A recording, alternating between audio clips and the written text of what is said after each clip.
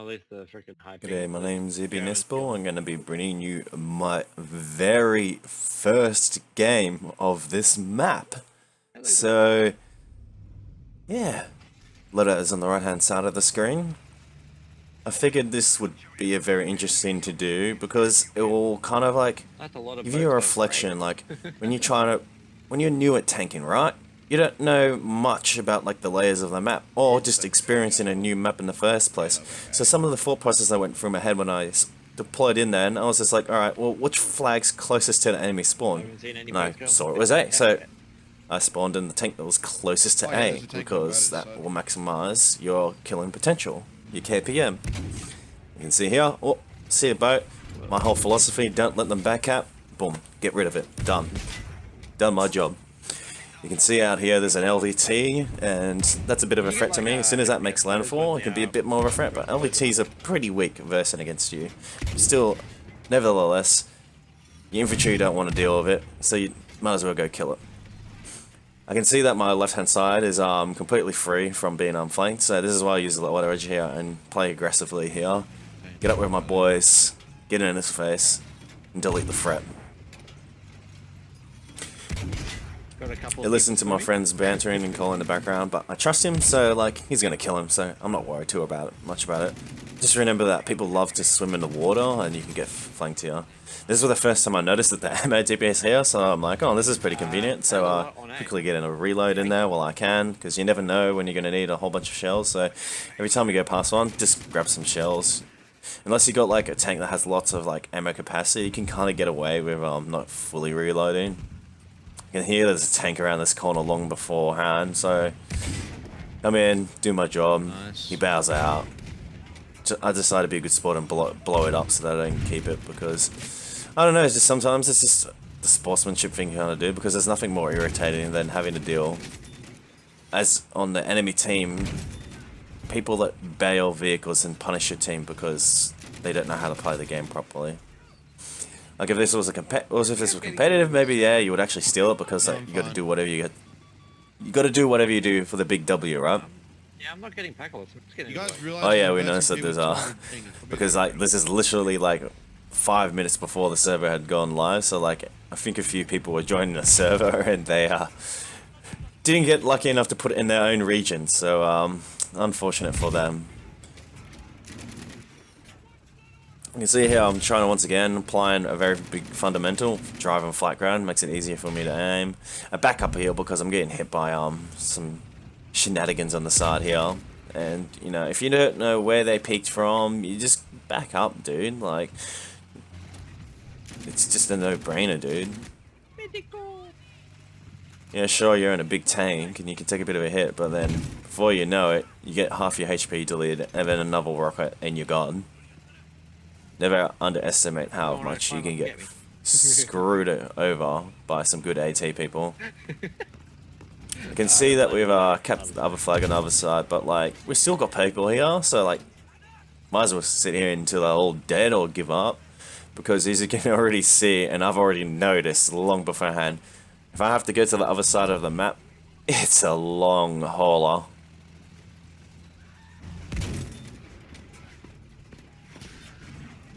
Now the only problem here is if they start capping that other side, you have a run and a fucking half. You might as well just read. There is jeeps. Yeah. Yeah, you can hear my friends pointing out that we're not looking forward to having to go to the other side of the map just to go kill stuff. Yeah, I didn't get to record all this game because I was just like, oh, probably not going to record it if nothing really big happens here. But the flag before that, once again, oh yeah, one of the flags that you defend on, they have these like big like kind of like bunker things, and be careful because they actually explode and blow up, and they will kill everything around it and in it. So if you drive and tank, don't drive too close to them. I'll try and point them out when I see them along the way, hopefully in this video when I drive past them.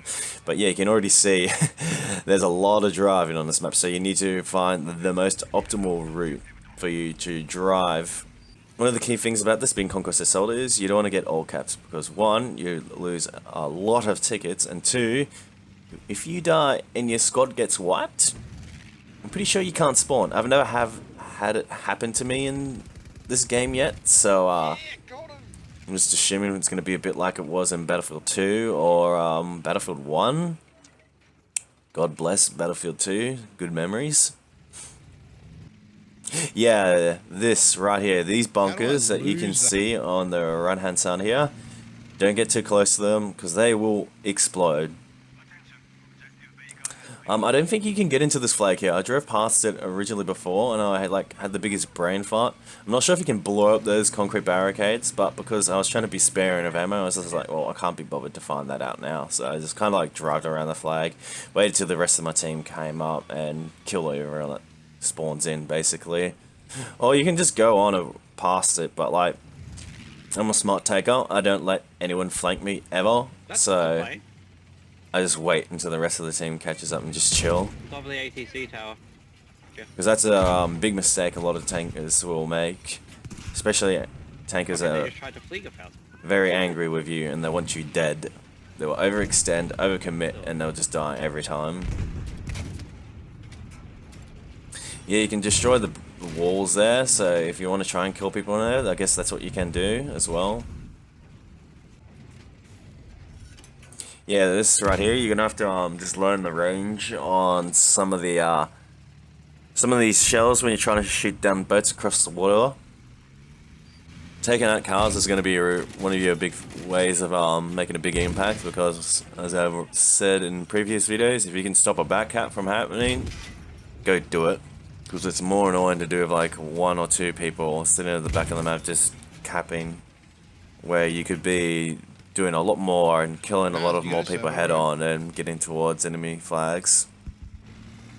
So these buildings are all these buildings here are all destructible, so just remember that, and they're actually pretty easy to drive through. Some buildings in the past, like, it's just the worst. Because I feel like with Knispel on this team, it's super one-sided. I can't kill anybody. Tank on the bridge. You can hear my mate call out that there's enemy tank up ahead. You can even notice it prior before that because of the machine gun fire. It's very distinctive as well. So I'm just waiting here. I'm like, is he going to push? Is he going to push forward? I know he's going to have infantry with him as well because the flag behind him is coming. And look, you can see. I see them right there. And I just try and keep an eye on that.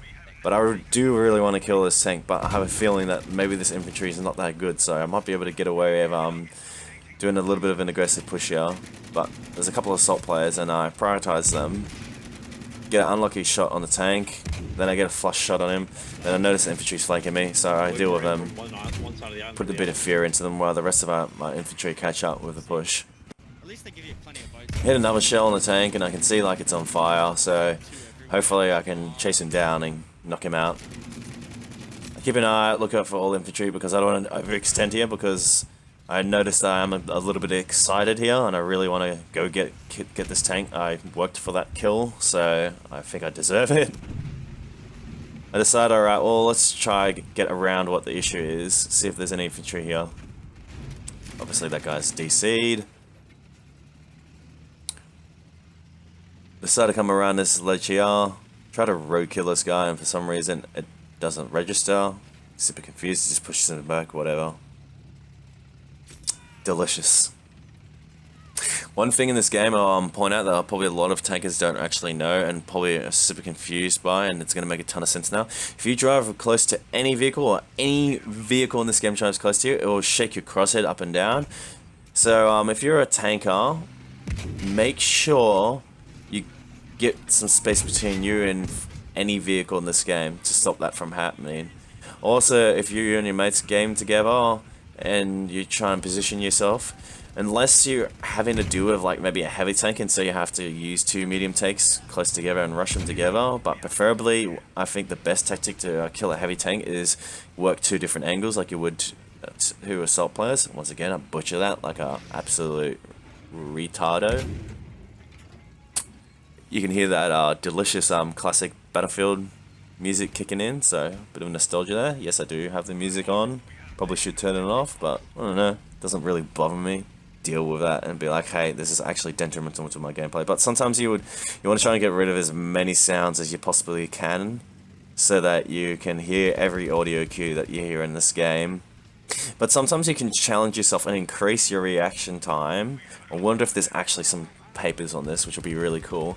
But I've always had this theory where, like, if you dampen your ability to get audio cues, you're having to rely on your reaction time more, so your visual stimulation. And what I mean by this is, right, because if you can hear your enemy before you see them, right, like you know that they're there and they're going to come maybe around this corner because you can hear the footsteps, that's not your true reaction time because you're ready for it, right? So your reaction time is going to be naturally fast because you've eliminated the possibilities of the scenario. And how reaction time works, the theory of it is, which is proven, is the more alternatives you can have to a situation, the higher your reaction time increases. So that means visualized stimulation or just stimulation as a whole. So stupid. So if you get in a whole bunch of cues being like, alright, this guy's going to be over here, you start to tunnel vision a little bit, which can be, you know, a good or a bad thing, depending on what's going on. But you know what exactly to look for, and as that guy comes around the corner, dead, right? So if every once in a while I would like to play with music and have it completely make it impossible for me to hear sounds in game, and so then I'm relying on my visual stimulation more to react to things, which will increase my reaction time. I might go on a whole other video about, like, you know, how to increase your reaction time in gaming, or some other like cool like facts around motor control and gaming, but we'll save those for other videos. And hey, I might put it in if you're interested. So far, first impressions of this map for Conquest?